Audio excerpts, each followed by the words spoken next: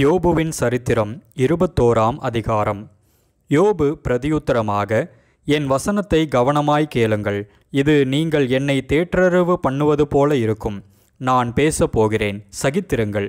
நான் பேசின பின்பு பரியாசம் பண்ணுங்கள். நான் மனுஷனை பார்த்தா அங்கலாய்க்கிறேன். அப்படியானாலும் என் ஆவி விசனப்படாதிருக்குமா? என்னை கவனித்து பாருங்கள்.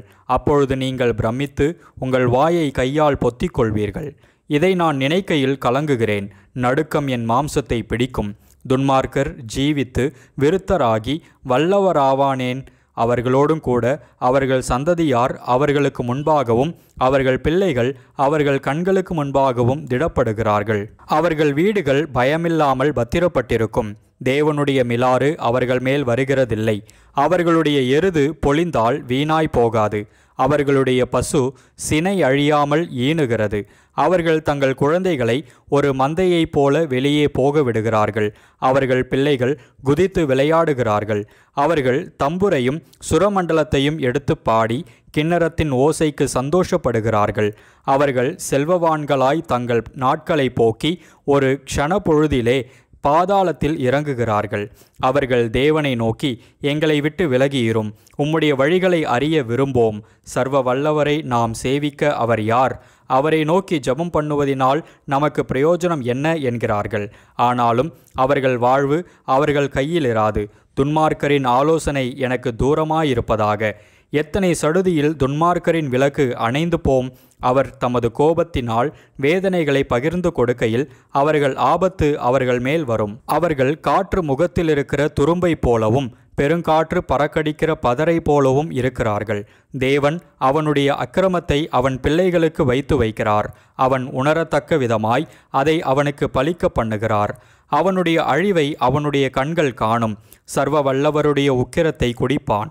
அவன் மாதங்களின் தொகை குறுக்கப்படும்போது அவனுக்கு பிற்பாடு அவன் வீட்டை பற்றி அவனுக்கு இருக்கும் விருப்பம் என்ன? உயர்ந்தோரை நியாயந்திருக்கிற தேவனுக்கு அறிவை உணர்த்த யாரால் ஆகும்? ஒருவன் நிர்வாகத்தோடும் சுகத்தோடும் வாழ்ந்து குறையற்ற பலனுள்ளவனாய் சாகிறான். அவனுடைய பால் பாத்திரங்கள் பாலால் நிரம்பியிருக்கிறது. அவன் எலும்புகளில் ஊன் புஷ்டியாயிருக்கிறது. வேறொருவன் ஒரு நாளாவது சந்தோஷத்தோடே சாப்பிடாமல் மனக்கிலேசத்தோடே சாகிறான். இருவரும் சமமாய் மண்ணிலே படுத்து கொள்ளுகிறார்கள்.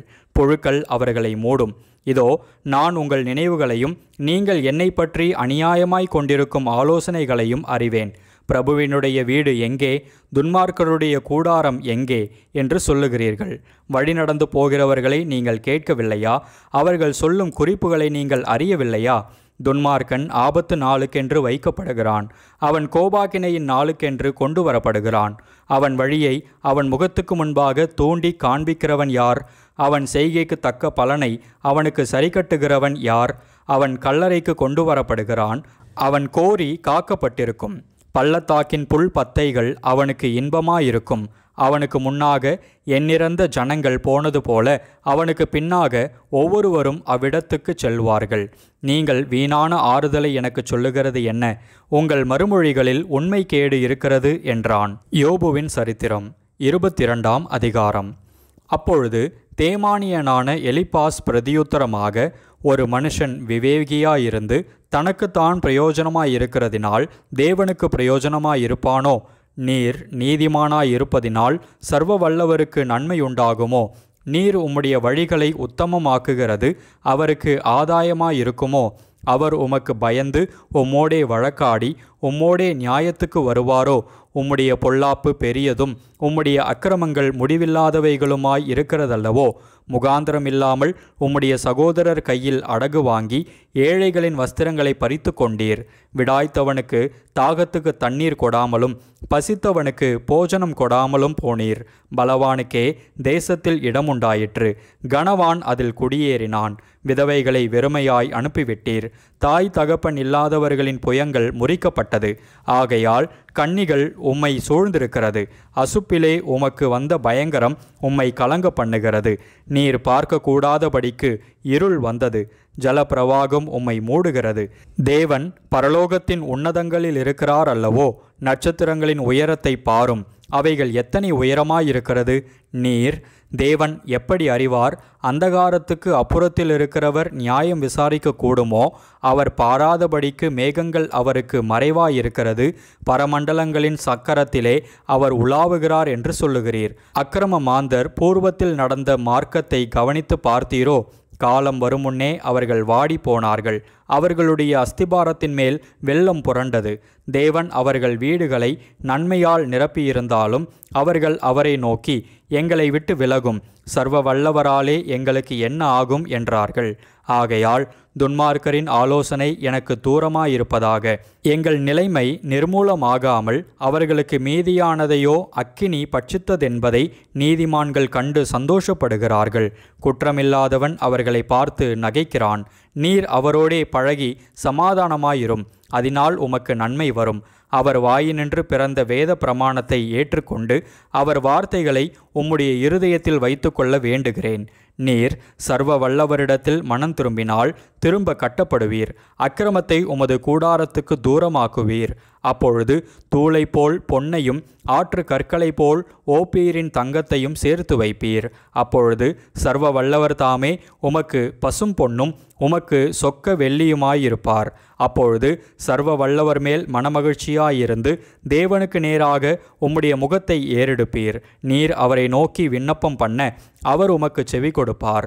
அப்பொழுது நீர் உம்முடைய பொருத்தனைகளை செலுத்துவீர். நீர் ஒரு காரியத்தை நிர்ணயம் பண்ணினால் அது உமக்கு நிலைவரப்படும். உம்முடைய பாதைகளில் வெளிச்சம் பிரகாசிக்கும். மனுஷர் ஒடுக்கப்படும் போது திடப்பட கடவர்கள் என்று நீர் சொல்ல தாழ்ந்தோர் ரட்சிக்கப்படுவார்கள். குற்றமற்றிராதவனையும் கூட தப்புவிப்பார். உம்முடைய கைகளின் சுத்தத்து நிமித்தம் அவன் தப்பிப்போவான் என்றான். யோபுவின் சரித்திரம் 23ஆம் அதிகாரம். யோபு பிரதியுத்தரமாக, இன்றைய தினமும் என் அங்கலாய்ப்பு முரண்டுத்தனமாக எண்ணப்படுகிறது. என் தவிப்பை பார்க்கிலும் என் வாதை கடினமானது. நான் அவரை எங்கே கண்டு சந்திக்கலாம் என்பதை அறிந்தால் நலமாயிருக்கும். அப்பொழுது நான் அவர் ஆசனத்துக்கு முன்பாக வந்து சேர்ந்து என் நியாயத்தை அவருக்கு முன்பாக வரிசையாய் வைத்து காரியத்தை ரூபிக்கும் வார்த்தைகளால் என் வாயை நிரப்புவேன். அவருடைய மறுமொழிகளை நான் அறிந்து அவர் எனக்கு சொல்வதை உணர்ந்து கொள்ளுவேன். அவர் தம்முடைய மகா வல்லமையின்படியே என்னோடே வழக்காடுவாரோ? அவர் அப்படி செய்யாமல் என்மேல் தயை வைப்பார். அங்கே சன்மார்க்கன் அவரோடே வழக்காடலாம். அப்பொழுது என்னை நியாயந்தீர்க்கிறவரின் கைக்கு என்றைக்கும் நீங்களாய் தப்புவித்து கொள்வேன். இதோ நான் முன்னாக போனாலும் அவர் இல்லை, பின்னாக போனாலும் அவரை காணேன். இடதுபுறத்தில் அவர் கிரியை செய்தும் அவரை காணேன். வலதுபுறத்திலும் நான் அவரை காணாதபடிக்கு ஒளித்திருக்கிறார். ஆனாலும் நான் போகும் வழியை அவர் அறிவார். அவர் என்னை சோதித்த பின் நான் பொன்னாக விளங்குவேன். என் கால்கள் அவர் அடிகளை பற்றி பிடித்தது. அவருடைய நெறியை விட்டு நான் சாயாமல் அதை கை கொண்டேன். அவர் உதடுகளின் கற்பனைகளை விட்டு நான் பின்வாங்குவதில்லை. அவருடைய வாயின் வார்த்தைகளை எனக்கு வேண்டிய ஆகாரத்தை பார்க்கிலும் அதிகமாய் காத்து கொண்டேன். அவரோவென்றால் ஒரே மனமாயிருக்கிறார். அவரை திருப்பத்தக்கவர் யார்? அவருடைய சித்தத்தின்படியெல்லாம் செய்வார். எனக்கு குறித்திருக்கிறதை அவர் நிறைவேற்றுவார். இப்படிப்பட்டவைகள் இன்னும் அநேகம் அவரிடத்தில் உண்டு. ஆகையால் அவருக்கு முன்பாக கலங்குகிறேன். நான் சிந்திக்கிற போது அவருக்கு பயப்படுகிறேன். தேவன் என் இருதயத்தை இலக்கரிக்க பண்ணினார். சர்வ வல்லவர் என்னை கலங்க பண்ணினார். அந்தகாரம் வராததற்கு முன்னே நான் சங்கரிக்கப்படாமலும் இருளை அவர் எனக்கு மறைக்காமலும் போனதினால் இப்படி இருக்கிறேன். யோபுவின் சரித்திரம் 24ஆம் அதிகாரம். சர்வ வல்லவருக்கு காலங்கள் மறைக்கப்படாதிருக்க அவரை அறிந்தவர்கள் அவர் நியமித்த நாட்களை அறியாதிருக்கிறதென்ன?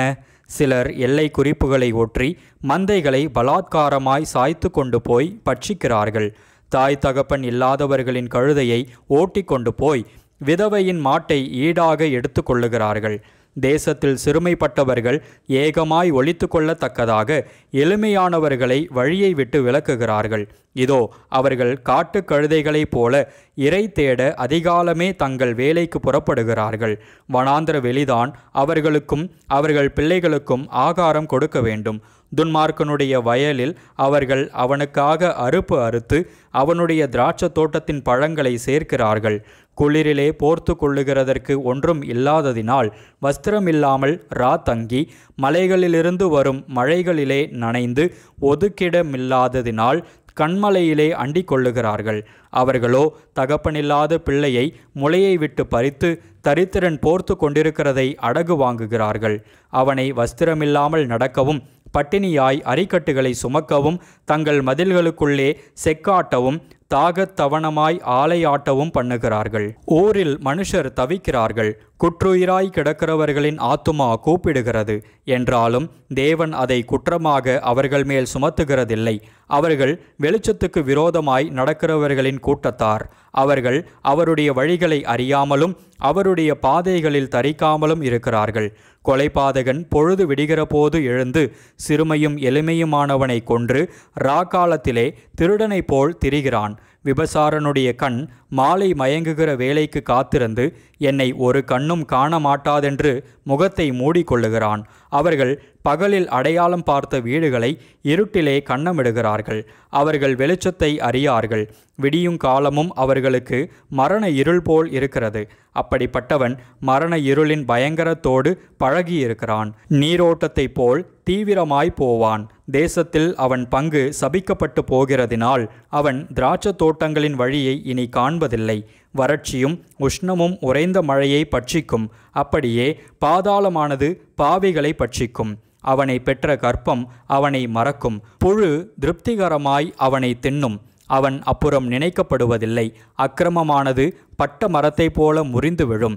பிள்ளை பெறாத மலடியின் ஆஸ்தியை பட்சித்துவிட்டு விதவைக்கு நன்மை செய்யாதே போகிறான். தன் பலத்தினாலே வல்லவர்களை தன் பாரிசமாக்குகிறான். அவன் எழும்புகிற போது ஒருவனுக்கும் பிராணனை பற்றி நிச்சயமில்லை. தேவன் அவனுக்கு சுகவாழ்வை கட்டளையிட்டால் அதன்மேல் உறுதியாய் நம்பிக்கை வைக்கிறான். ஆனாலும் அவருடைய கண்கள் அப்படிப்பட்டவர்களின் வழிகளுக்கு விரோதமாயிருக்கிறது.